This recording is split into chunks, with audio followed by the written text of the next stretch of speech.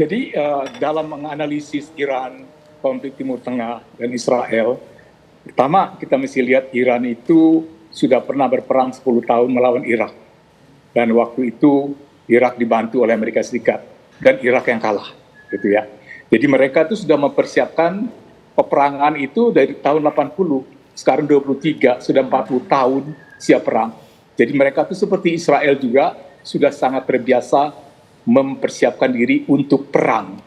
Jadi eskalasi ini bisa dalam hitungan hari, bisa dalam hitungan minggu, bisa juga dalam hitungan bulan. Karena pertimbangan geopolitiknya ini sangat penting. Kenapa? Serangan ini dilancarkan oleh Israel pada waktu dia pada titik yang terkuat. Maksudku, dia baru mendapat bantuan uang dari Amerika Serikat, dia baru mendapat rudal super canggih THAAD, dan dia juga baru moral pasukannya itu meningkat karena sukses di Gaza dan di Lebanon Selatan. Tetapi yang dia lupa, dia melakukan serangan ini ketika Uni Soviet sedang menjamu rapat BRICS. BRICS itu adalah secara geopolitik kumpulan dari negara-negara yang tidak suka dengan Amerika Serikat dan tentunya juga dengan tidak suka dengan Israel. Kita bisa tahu siapa negara-negara BRICS itu. Pendirinya Rusia, tapi di situ ada Tiongkok, ada India. Dari dulu Rusia dan Tiongkok itu sangat dekat. Begitu juga India. Karena seluruh persenjataan angkatan udaranya India itu dulunya MiG, semuanya Sukhoi. Tidak dari Amerika Serikat. Lalu ada Afrika Selatan. Dan di situ juga ada Mesir. Ya kan? Dan kenapa ini penting kita pelajari?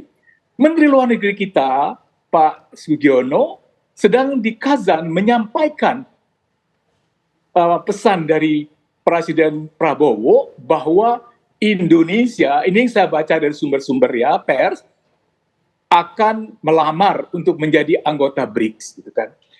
Dan kita lihat juga akibat serangan ini, Jordania yang selama ini menangkal rudal Iran yang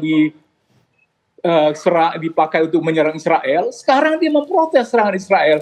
Begitu juga Saudi Arabia, begitu juga Mesir. Jadi kemudian ditambah satu lagi, ini dalam beberapa hari ini akan ada pemilihan presiden di Amerika Serikat. Sedangkan ada negara-negara yang disebut nggak jelas lah, swing state gitu. Salah satunya di Michigan. Di Michigan itu banyak orang Islam Amerika Serikat, banyak juga orang Arab, yang kalau mereka melihat bahwa Amerika terus mendukung Israel, mereka akan mengalihkan dukungannya atau absen sehingga Partai Demokrat tidak mendapat suara yang cukup untuk mengalahkan Trump. Ya, begitu juga pemilih-pemilih muda Amerika Serikat yang pro Israel, yang pro Iran, maksudnya pro Palestina, Gaza ya, itu pasti juga akan memilih tidak memilih Kamal, dan bahkan untuk mengecewakan mereka bisa memilih Trump. Begitu dua faktor yang harus diperhatikan. Karena geopolitik, ini akan semakin menarik lagi, nanti kita akan lihat bagaimanakah kemudian negara-negara lain serangan antara Iran dan juga Israel ini, akankah kemudian Iran mampu meluluhlantakkan berbagai senjata tempur dari Israel? Kita akan lihat. Terima kasih banyak Pak Nasir, terima kasih juga Pak Cepi atas waktunya di Kabar Petang. Menarik sebenarnya ulasan dari Pak Nasir Tamara, tapi kita ada keterbatasan durasi. Sekali lagi terima kasih banyak Pak Nasir Tamara dan juga Pak Cepi Hakim sudah bergabung di Kabar Petang.